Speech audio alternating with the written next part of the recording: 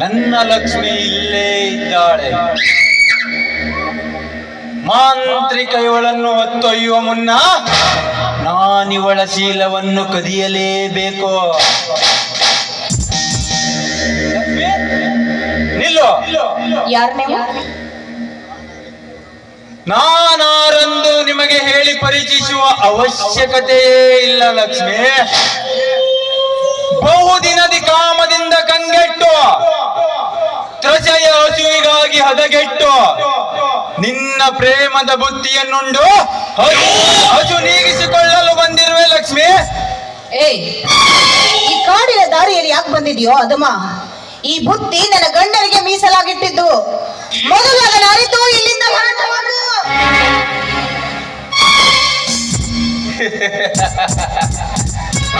ಹಸಿದು ಬಂದ ಭಿಕ್ಷುಕ ಉಂಡು ಹಸು ನೀಗಿಸಿಕೊಳ್ಳದೆ ಹಾಗೆ ಹಿಂತಿರುಗುವನೆ ಸಾಧ್ಯವಿಲ್ಲ. ನೀಗಿಸಿಕೊಂಡು ಉಂಡು ಹೋಗುವುದೇ ಇವನ ಗುರಿ. ಯಾಕೆಂದರೆ ನಿನಗಿನ್ನು ತಾಳಿನೂ ಕಟ್ಟಿಲ್ಲ. ಆ ಬುತ್ತಿಯನ್ನು ನಾನೇ ಉಂಡು ತೀರುವ ಬಾಲಕ್ಷ್ಮಿ. ನನ್ನ ಗಂಡ ನನಗೆ ತಾಳಿ ಕಟ್ಟುವ ಸಮಯ ಸಮೀಪದಲ್ಲೇ ಬಂದಿದೆ. ಅವರ ಅಣ್ಣನ ಆಜ್ಞೆಗಾಗಿ ಅವರು ದಾರಿ ಕಾಯ್ತಾ ಇದ್ದಾರೆ. ನಿಮ್ಮಂತವರ ಪಾಪದ ಕೊಡ ತುಂಬಬೇಕಾಗಿದೆ. ನನ್ನವರ ಜೊತೆ ನಿಮ್ಮಂತವರ ರಹನ ಕರಳೆ ಮುಗಿಯಲು ಅವರ ಜೊತೆ ನೀವು ಹೋರಾಡಲೇಬೇಕಾಗಿದೆ. ಅಂತ ಯುದ್ಧದ ಪ್ರಾರಂಭದ ಬುದ್ಧಿಯ ನನ್ನಿಂದ ತಯಾರಾಗಿರುವಾಗ ಅವನೆಲ್ಲಿಂದ ಓದಬೇಕು ರಣಕಾಳೆಯನ್ನು? ಇವನು ಚಲದಂಕಮಲ್ಲ. ಏನಂತ ಹೇಳ್ತಾ ಇದೀಯ? ಇವನು ಚಲದಂಕಮಲ್ಲ ಅಂತ ಹೇಳಿ ನನ್ನ ಅಣ್ಣನ ಮಾತು ಕೇಳಿ ಸೂಳೆ ಆಗಿರುವ ನಿನ್ನ ತಂಗಿಯನ್ನ ನಮ್ಮ ಶಶಿಧರನಿಗೆ ಮದುವೆ ಮಾಡಿ ದೇವರಂತ ನಮ್ಮ ಮಾವನನ್ನ ಮನೆಯಿಂದ ಹೊರ ಹಾಕಿದಿರಲ್ಲ, ನಾಚಿಕೆ ಆಗೋದಿಲ್ಲ ನನ್ನ ಹೇಸಿ ಜನ್ಮಕ್ಕೆ? ನಾಚಿಕೆ? ಅದು ಅರ್ಥಪೂರ್ಣ ತಿಳಿದುಕೊಂಡ ಈ ಮಹಾತ್ಮನಿಗೆ ಲಕ್ಷ್ಮಿ, ಮೂರಕ್ಷರ ಮರ್ಮ ತಿಳಿದುಕೊಂಡೇ ಈ ಕಾರ್ಯಕ್ಕೆ ಕೈ ಹಾಕಿರುವೆ. ನೀನಿನ್ನು ಅಣ್ಣನ ಮನೆ ಸೇರುವ ಮುನ್ನವೇ ನನ್ನ ಕೈ ಸೇರು. ಇಲ್ಲವಾದರೆ ಮಸಣಕ್ಕೇರುವ ಹೂವಾಗಿ ಹೋಗುವೆ ನನ್ನ ಕೈಯಲ್ಲಿ. ಬೇಗ ಬಿಚ್ಚು ನಿನ್ನ ಪ್ರೇಮದ ಬುದ್ಧಿಯನ್ನು, ಅದನ್ನುಂಡು ಮನಸ್ಫೂರ್ತಿ ಸಂತಸ ಪಡುವೆ. ಓಕೆ ಬ್ರದರ್, ನೀನು ಹೇಳಿದ ಹಾಗೆ ಆಗ್ಲಿ. ನೋಡು, ನಾನೊಂದು ಮಾತು ಹೇಳ್ತೀನಿ, ಅದನ್ನ ಕಿವಿಗೊಟ್ಟು ಕೇಳು. ಹೊಟ್ಟೆ ಹಸಿವನ್ನ ನೀಗಿಸುತ್ತೆ ಈ ಬುತ್ತಿ, ಆದ್ರೆ ನಿನ್ನ ಕಾಮದ ತೃಷನ್ನ ನೀಗಿಸುವುದಿಲ್ಲೋ ಈ ಬುತ್ತಿ. ಈಗ ನನ್ನ ಗಂಡನಿಗೆ ಹಸಿವಾಗಿದೆ. ನಾನು ಹೋಗಿ ಅವರಿಗೆ ಊಟಕ್ಕೆ ಬಡಿಸಿ ಅವರು ಊಟ ಮಾಡಿದ ತಟ್ಟೆಯಲ್ಲಿ ತಂದು ನಿನಗೆ ಊಟಕ್ಕೆ ಬಡಿಸ್ತೀನಿ. ಆಗ ನೀನು ಊಟ ಮಾಡುವೆ ಅಂತೆ.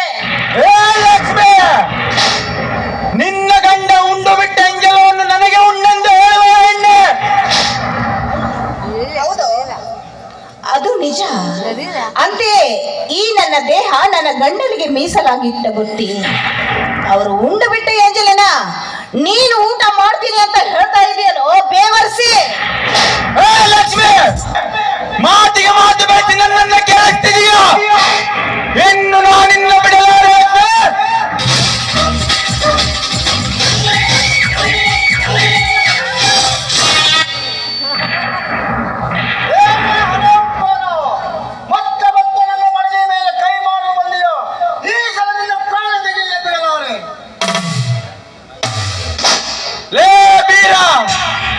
ಪ್ರಾಣದ ಹಂಗು ತೊರೆದಿ ಒಳಸಂಗ ಮಾಡಿದ್ದೇನೆ. ಅಂದು ನನ್ನ ಕೈ ತಪ್ಪಿಸಿ ನಿನಗೆ ಮೈ ಒಪ್ಪಿಸಿ ತಾಳಿ ಇಲ್ಲದೆ ನಿನ್ನ ಬಳಿ ಬಿದ್ದ ಇವಳಿಗೆ ನಾನೇ ಬಾಳು ಕೊಡಬೇಕೆಂದು ಬಂದಿದ್ದೇನೆ. ಕಣ್ಮರೆಯಾಗಿ ಬಿಡು ಇಲ್ಲಿಂದ. ಮತ್ತೊಬ್ಬರ ಬಡದಿಯಲ್ಲವೇ ಬಜಾರಿಸುವ ಹಣ್ಣುಗಳನ್ನು ಕೊಡುವ. ಮತ್ತೆ ಮತ್ತೆ ನೀನದೇ ಮಾತನಾಡಿದರೆ ತಡೆ ಮಾಡಿದ ನಿನ್ನ ರುಂಡವರು ಚಂಡಾಡಿ ನಮ್ಮೂರಿನ ಹಬ್ಬ ತೋಳ ಕಟ್ಟಿದ್ದೇ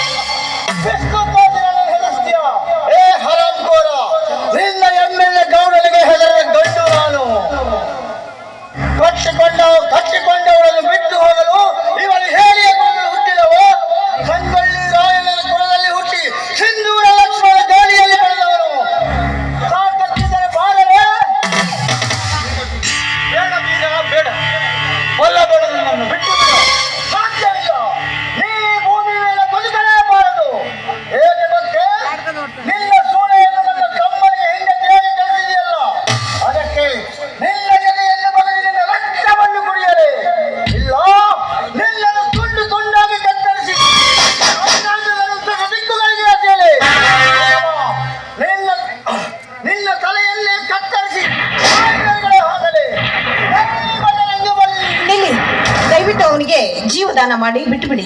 ಲಕ್ಷ್ಮಿ ಸರಿ ಇಲ್ಲಕ್ಕೆ ಎಷ್ಟಿನ ಕೊಡ್ಲಿಯನ್ನು ಕೆಳಗೆ ಬಿಡಲು ಆಗುವುದಿಲ್ಲ. ನೋಡಿ, ನೀವು ಆ ಕೊಡ್ಲಿಯನ್ನು ಕೆಳಗಿಳಿಸಿ, ಇಲ್ಲದೆ ಹೋದ್ರೆ ನಿಮಗೆ ನನ್ನ ಮೇಲೆ ಆಣೆ ಆಗಿದೆ. ಎಂತಹ ಕೆಲಸ ಮಾಡಿದೆ ಲಕ್ಷ್ಮಿ.